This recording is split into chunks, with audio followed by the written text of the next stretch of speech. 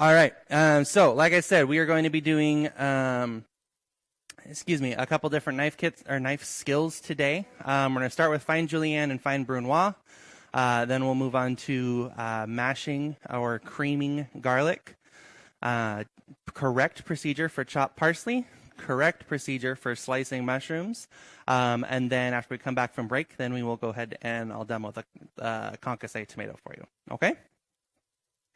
All right, so first of all, potato. They're cheap, they're easy to cut. That's what we're going to use for our Jullliene.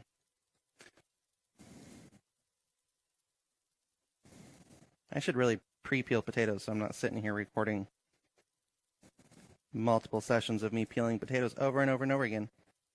Or I could just do a montage of me peeling potatoes for you guys.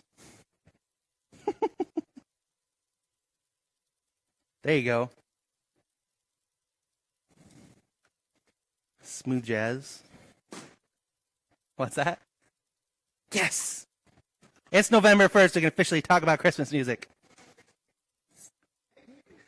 Thanksgiving is like a 3-day holiday, and then it's done.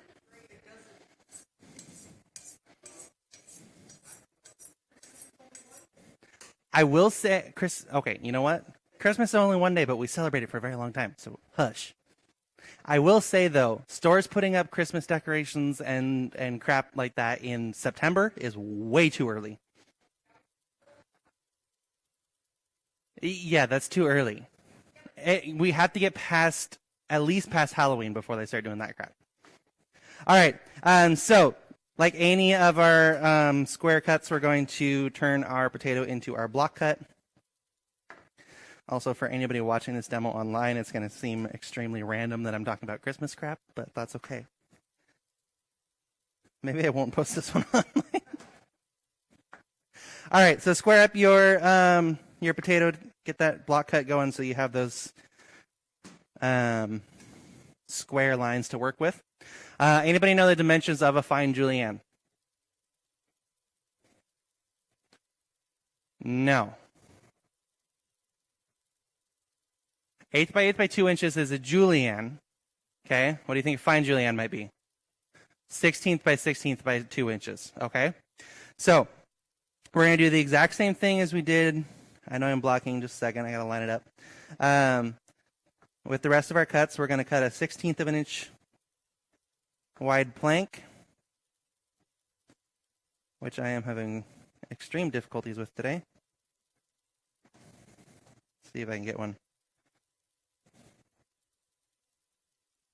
There we go. Nope, not even that one's going to work.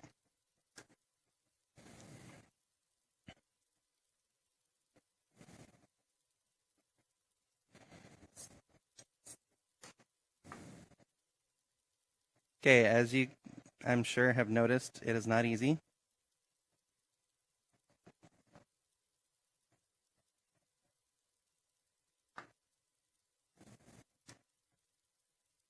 And make that one work. Okay. Yeah, I know my hat's in the way. I'm trying to get this to halfway work. All right. So, like I said before, some people have harder times with larger cuts. Some people have harder time with smaller cuts. Usually, I'm better at smaller cuts. For some reason today, I can't make this work. But we're going to do the best we can. Okay. So, 1/16 of an inch thick plank. Very small, right? And then same thing when you make your final cuts for those Jullienes. 1/16 of an inch thick.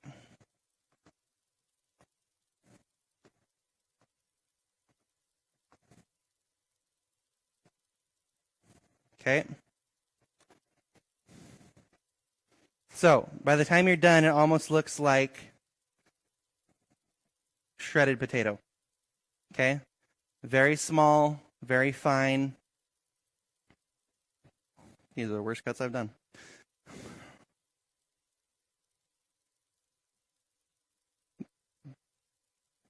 Okay, in the end, they should be half the size of a Jullliene. Okay, you all know the size of a Jullliene. It's not very big, so these are very tiny, right? But they're the same principle. 2 inches long, 1/16 by 1/16. You want them square as possible, and the same end to end. All right. And then to turn these into a fine Brunoise, what do you think you might cut them? 1/16 of an inch, okay? So fine Brunoise, just like the Brunoise, we're just turning those fine Jullliene into cubes, right? Into a very, very small dice.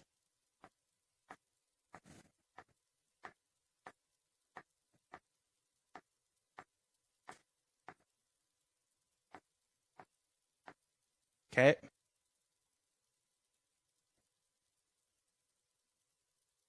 Those are very small, right? What could we possibly use a fine Brunoise for?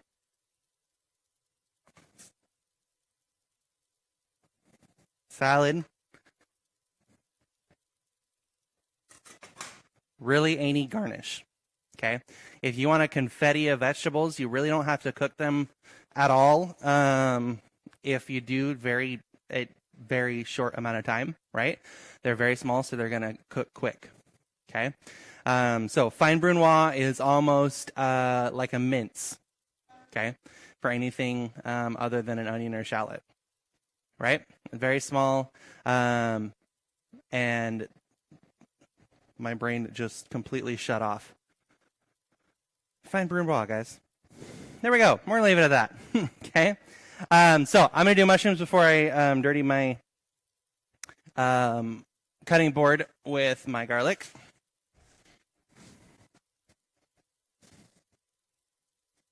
All right. So most of you wash the mushrooms. Okay. From here on out, don't do that. Right. There is a skin on the mushrooms that when you wash it, it takes it off and exposes that mushroom and allows it to oxidize. So you're going to notice today these start to turn brown and mushy as they sit on your cut trays. All right. So the best thing or the best way to clean mushrooms is either A, wash them just before you use them and use them immediately. But B, the best way is just take a paper towel and just wipe them off. Okay. All you're wanting to do is get that dirt off the outside of them. Mushrooms are grown in sterilized dirt.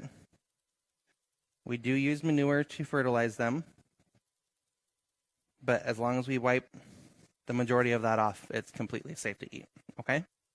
So the reason we do that is because we want to keep these nice and white. Right? Cremini mushrooms, obviously are already brown, so we don't have to worry about that as much. However, when you wash them, you get them wet. As they sit, they do the same thing. They kind of get mushy, all right, and they turn dark and they look bruised. So with mushrooms, just take a paper towel, wipe them off. Okay. Now, there's a couple different ways to cut mushrooms. Okay. The two methods that I want you to know or learn is first, you're going to cut that stem or that foot off so it's flush with the cap. Okay. The other way that we're going to show you is leaving the stem on. All right. Either way, you should get no less than 6 slices out of a mushroom this size. Okay. You want nice individual even slices of mushroom. They're about probably 1/16 of an eighth of an inch thick. All right. Look at the curve of your knife blade. Okay. French knives are designed so that you can use just the tip of it, and it still gives you that slicing motion as you push through the product. Okay. So with mushrooms, we're going to use just the tip of it. We're still going to use the eagle claw, but we're using just the tip as we run through the mushroom. Okay. So when you cut the stem off the mushroom, you're going to put the stem side down on that flat surface. If you're cutting it with the stem on, you're going to lay it on the cutting board using the stem as a balance.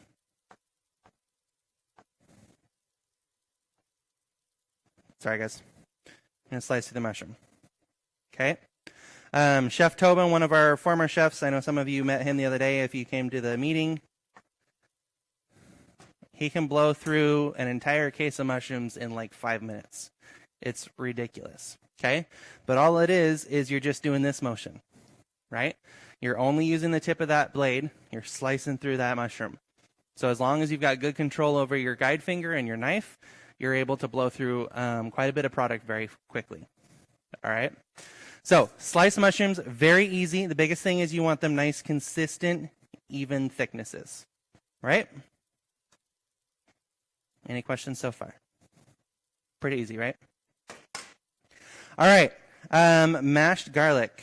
I'm actually going to do that last because it makes my cutting board sticky. Parsley. Okay. First things first. Everybody is going to need a piece of cheesecloth. Okay. You'll find it in our back cupboard back there. You'll need a piece that's about 6 inches long or so, 6 to 8 inches. Okay. It's folded up. There's a lot of cheesecloth here. All right. So you only need 6 to 8 inches of it, and you will keep this for the rest of the quarter. All right. I'll show you how to clean it at the end of the class so that we can save these. You guys will wring it out, and then you can keep it in your knife bag. Okay? One piece of cheesecloth should last you the entire quarter.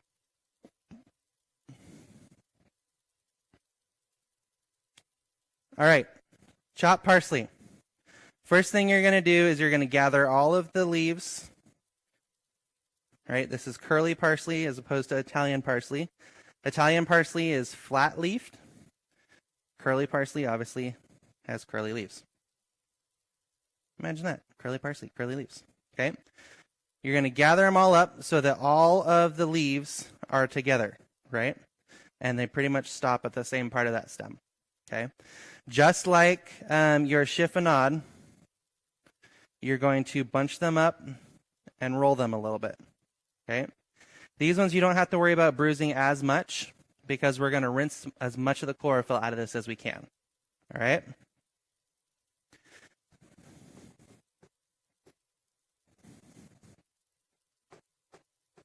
You're going to do the same thing as you would with chiffonade, and you're going to run through nice, even slices. Okay? When you're done, you're going to come back, hand on the top of the spine, and you're going to rock your knife through. Okay?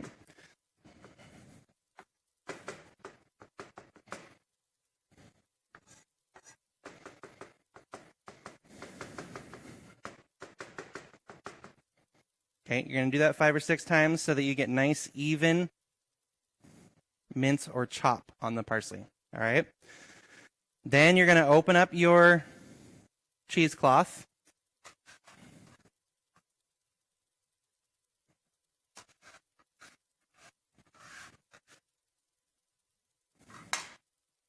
Gather your parsley in the center.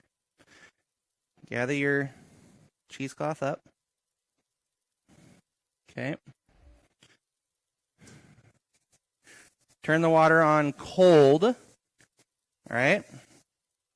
You want to make sure that your parsley is all bunched up in the bottom down here. Okay. You're just going to start rinsing it. Massage it around a little bit. Okay. And then every once in a while, squeeze it out. Okay. Did you guys see all the green that came out of that? Right? You're just going to repeat that over and over and over again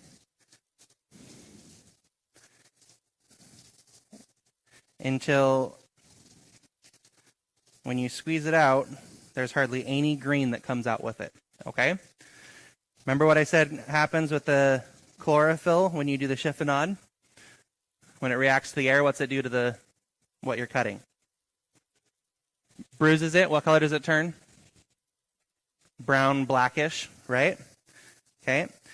By rinsing all of this out, all this excess out, you're going to prevent that from happening, right? It takes a little bit to do. The first couple times you think you're going to get enough of it out, it won't be, okay?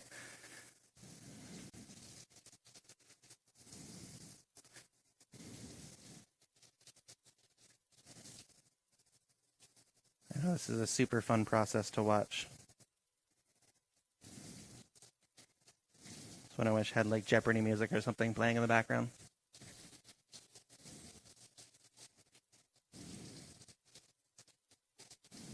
Believe it or not, I did play Christmas music in here on Thursday.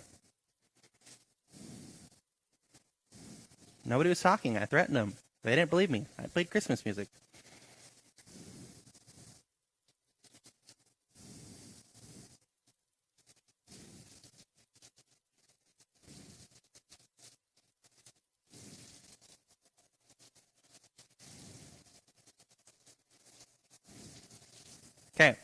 So once you get that, and I still haven't gotten enough out, but I'm not going to spend a bunch of time on it.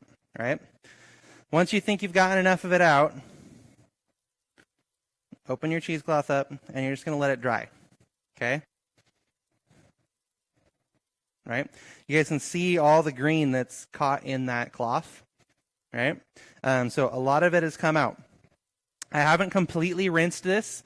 I could probably rinse it and squeeze it out another 4 or 5 times to get the rest of that chlorophyll out. So this is going to end up darkening a little bit, but it's still going to maintain that nice green color. All right? The more you rinse it, the brighter green it will stay. All right? You all worked with dried parsley? Maybe? Yeah, parsley flakes, right? They do a similar process. They rinse the parsley before they dry it so it stays nice and bright. Okay? Have any of you ever dried your own parsley? Okay. If you don't rinse it, it still stays green, but it ends up being kind of a dull gray green, right? It doesn't stay that nice bright green like store-bought dried parsley or parsley flakes. Okay? So rinse it out as much as you possibly can. We've got plenty of sinks to use. You can use both hand washing sinks and our produce sink up here. But rinse it out as much as you possibly can, right? There should be very little green when you squeeze it out. Okay? All right, garlic, the fun one. Okay? If you've never peeled garlic before, or if you have peeled garlic before, and you don't do this, start doing it. Okay? Lay your garlic out, turn your knife blade flat, and just put a little bit of pressure on your garlic. Okay? What that does is it cracks the skin open and allows you to easily peel that clove. Okay? I do have salt up here. You guys are all going to need some kosher salt as well. I don't know if we have enough containers for everybody to have their own, but we can share. There's plenty of salt in the back cupboard back there under the cheesecloth. But salt is going to help us turn this into mashed garlic or creamed garlic. Okay? Salt acts as abrasive and breaks up the fibers of the garlic as you are working it with your knife to allow you to have a nice smooth paste. Okay? So, if the butt ends of your garlic are fairly large like these ones, go ahead and trim them off before you go any farther. Otherwise, if they're small, don't worry about it. You're going to end up mincing the crap out of it, and they're going to disappear. Okay? So, first things first, it's not easy to cut a round product, right? Blade of your knife flat. Tip the cutting edge down slightly, okay? You don't want to end up gouging into the cutting board, but tip it down slightly so you don't end up hitting it. You're going to, just like when you're doing your minced shallot, make sure your fingers are all the way back. Palm or the heel of your hand on the side of the blade. Smash it flat. Okay? Gives you a nice flat surface to work with, and you're not trying to chase a piece of garlic around the cutting board that keeps moving on you. Right? Plus, it's fun to make noise. And work out your aggression at the same time. I love cutting garlic. It's great. Also, whoever tells you that the recipe only needs 1 clove of garlic is a liar. The only recipe that needs 1 clove of garlic is how to cook 1 clove of garlic. Even then, you should still use 2. Okay. All right. So once you smash it, kind of bunch it up into a pile, and then you're going to do the same thing that you did with the parsley. Fingers on the back of the blade. You're going to rock through. Okay. Bunch it back up. Go the other way. And you're going to continue doing this until you have a nice, fine, minced garlic. Okay. This is the important part. If you don't get this minced, if you leave big chunks in there, it's going to be harder for you to cream or to mash.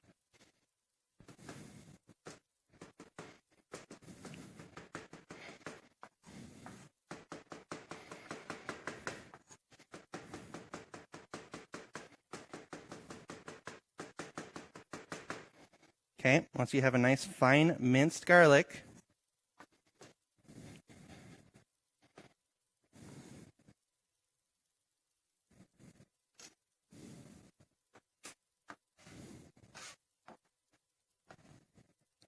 bring it down closer to the edge of your board a little bit. And garlic is sticky, okay? You're going to get it all over your hands. There's no way around it. You just get to smell like garlic later. Okay? You're going to sprinkle a little bit of salt on it. It doesn't take much, okay? No, I don't want to get garlic on the microphone because I put my mic down there so you guys can hear it. But if you listen closely, you should be able to hear it. You'll hear the crunch of the garlic as I'm working the knife, okay?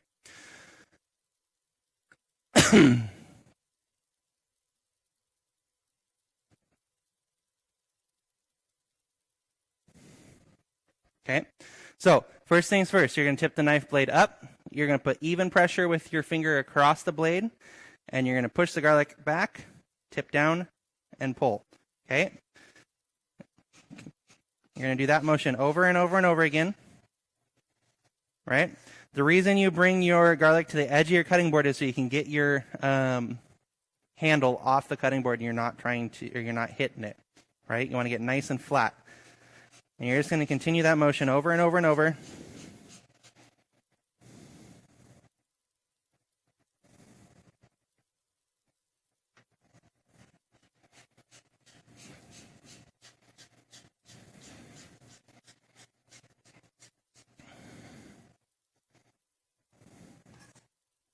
Okay, you guys can already see it's no longer minced. It's starting to turn into that paste.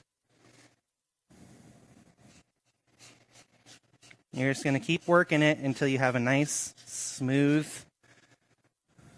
pasted garlic. Right? Has anybody ever bought the pureed garlic that you buy in a tube at the grocery store? Okay. Very similar process, except instead of doing this with a knife blade and having a bunch of people working on a line, they mince the garlic and they run it through big rollers. Okay. So very similar process. They're using pressure to squeeze that garlic, but they just use two big weighted rollers.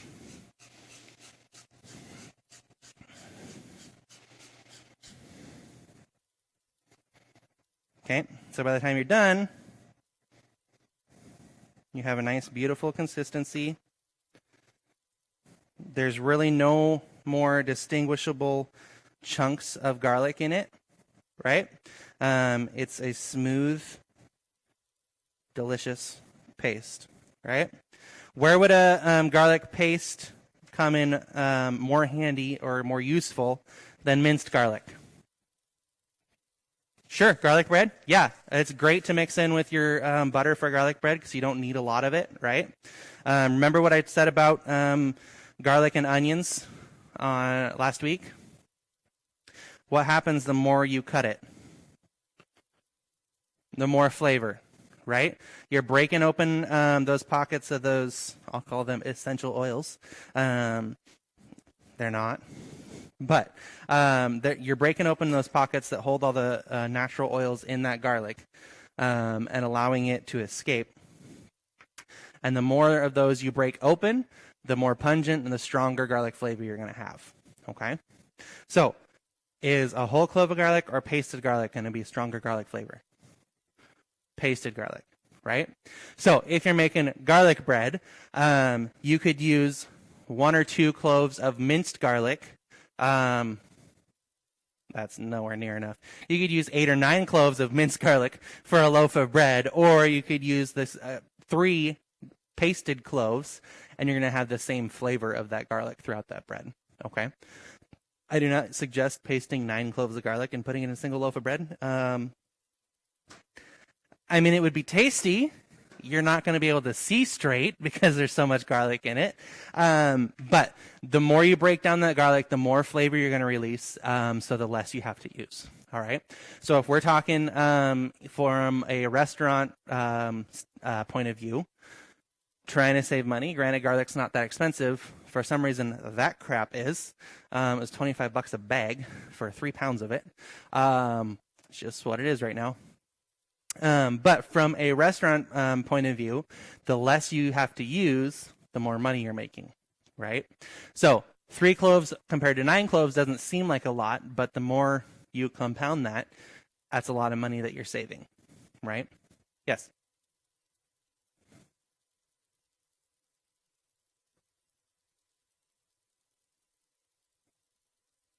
You mean like a whole clove of garlic? Yeah, it's a clove. Yep.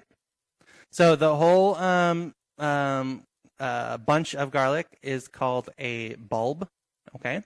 And each one of those pieces you break off is called a clove, right? And yes, there are some soups, albondigas, which is a Spanish meatball soup. There is a version that I've made that calls for the whole cloves of garlic because it has that sweeter flavor in it. There's also like pickled vegetables. Throw a whole clove of garlic. Pickled garlic is like the best thing in the world. But again, it has less of, it doesn't have that bite, that garlic bite to it. It's just kind of got a mellow flavor because you're not breaking open those pockets of that, those oils in there, right? So which you guys will feel the sticky on your hands. That's from the oils that are in the garlic, right? All right. Any questions on either 3 of these? 5 of these, technically.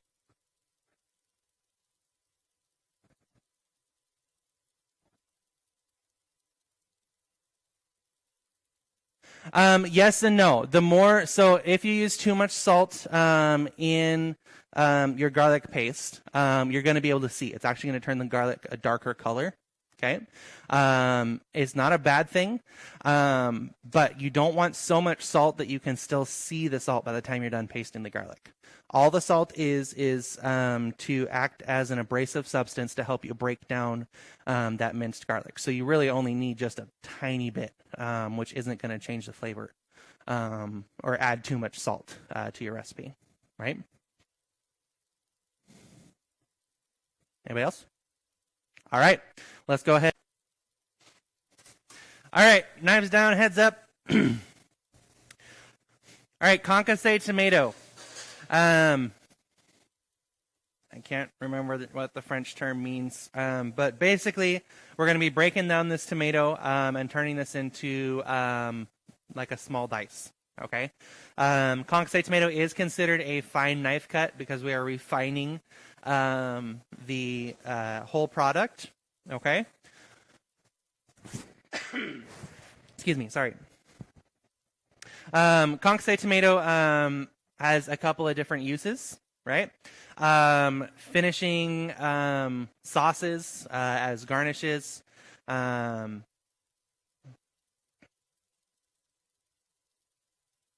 on. Piccata. Anybody know what piccata is? Okay. Chicken piccata, veal piccata. It usually has a sauce. It's a butter-based sauce. Has lemons, capers, and then sometimes tomato as well. And so having that nice fine cut that you can see those small dice in there is just another, again, we're showcasing our knife skills with everything we do, right? So in doing so, Concasse tomato, right? All right, knives down, heads up. I don't want anybody cutting their fingers off. Okay, first thing we're going to do is we're going to core out the tomato, right? We're going to do the same thing we do with our onion. Choke up on your paring knife. Steady it with your thumb. In at an angle. There you go. You're gonna be able to feel that core when you go in. Okay? So kind of just work your knife around until you get under it. And then just like the onion, you're going to spin around that. Okay? Lainey, knife down, please. Okay? So you're going to core it out. You don't need to take a ton out. That one had a fairly large core on it. So it took quite a bit out of there, right? You're only going down so you can get underneath that stem portion of the tomato. Okay? On the blossom end, right? Everybody see that small black dot or brown dot right there at the end? Okay? All you're going to do is make an X. You're not going very deep. You're just scoring the skin. Okay? Then you're going to drop it in your simmering water. And it's not going to take very long. You guys will be able to see the skin's going to kind of pop and start to peel away from the tomato. That's all we're wanting.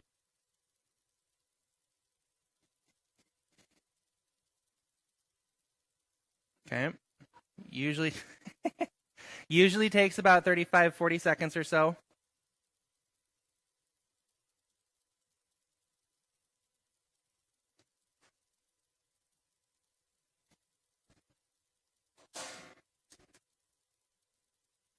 Okay, you guys see that?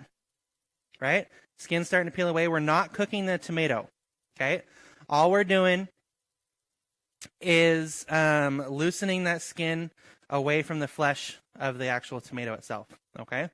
After that, you're going to drop it in the ice bath. You're going to shock it. You're going to stop that cooking. So, again, we're not cooking the tomato. Okay? All we're wanting to do is help and assisting to get that skin off. All right?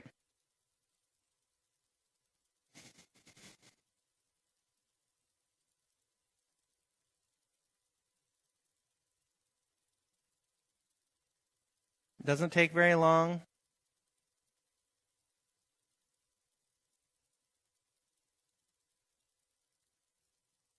Okay, once the tomato is cool, there's no more heat coming from it, we'll go back to our cutting board.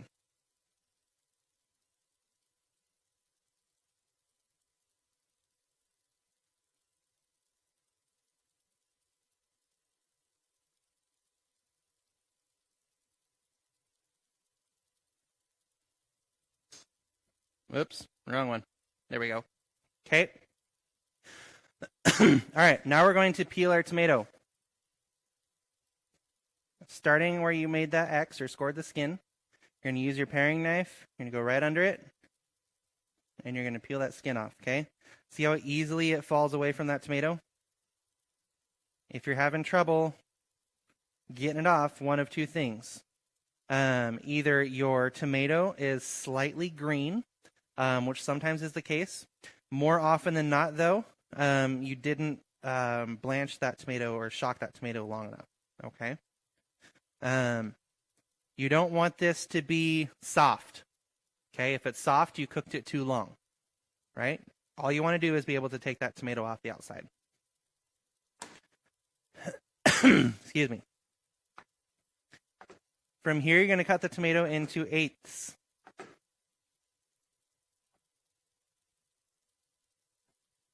Oops. Okay. All of these seeds and the gel, okay? This is called the gelée. It means gel. Imagine that, okay? You're going to scoop that out. Okay. Just like with the Supreme, I want to be able to see start to finish. So save your skins, save the gelée, and then obviously your end product as well. Okay.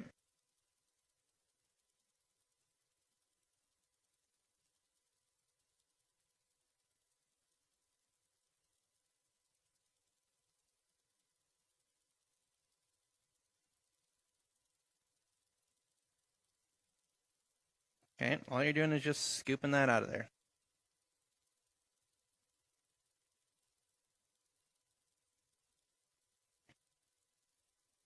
And the reason we're doing this is because it's a refined knife cut. We want to take away any of those unwanted bits or as much as possible. Okay. I'm just going to transfer this to my cut tray. Get rid of the extra juice.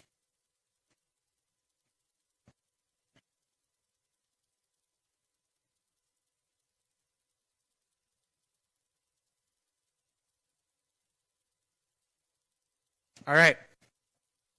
Now, to finish up the concasse, you're going to have your each segment or section of that tomato. You're going to hold it by that inner portion of it, and you're going to take that middle out, right? I'm keeping my knife flat to the cutting board, and I'm kind of pushing that tomato down making a nice flat surface with it. Okay. I'm not taking anything but that center portion of that tomato out. Okay.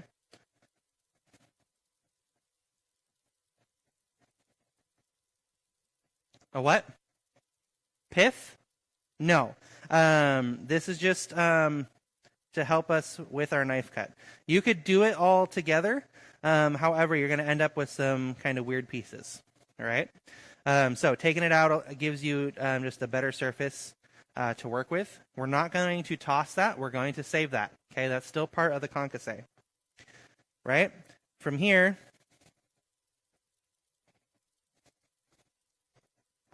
we're going to take those pieces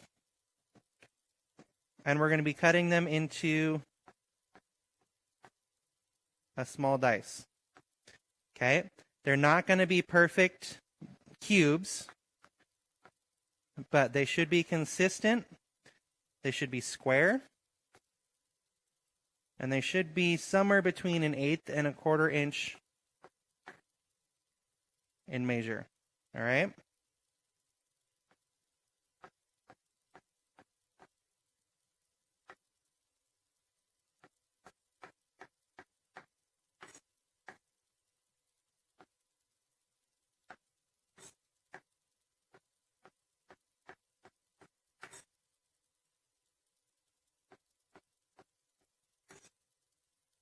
Okay, so there's your concasse. Now, we're not going to throw this away because it's still perfectly usable product, right? What we're going to do is we're going to chop this up. It's going to be more of a rough chop than a fine cut, okay? But when we're done, it should still be consistent size with the rest of the product, okay? So if this ends up getting mixed in, it's not going to be that big of a deal. It's still the same size. It's going to cook the same if we're cooking it. It's going to eat the same if it's being eaten raw. Okay? So this is all part of the concasse, right? The finished cut is that outside portion, those beautiful, nice diced pieces of tomato, if you will, right?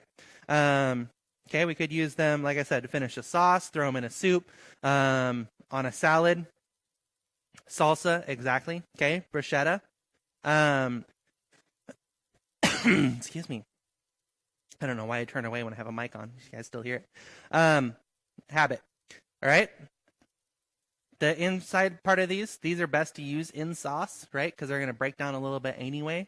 But again, they're still completely edible. We want to cut them the same size so that if they do get mixed together, you're not going to be able to tell the difference. Okay? Any questions on concasse? Everybody understand the process? Right? Okay. So when you put it on your cut tray, I should be able to see start to finish. I should have your gelée, your core and your peel, the concasse, and the middle portion of that concasse as well. Okay? All right. Let's get to it.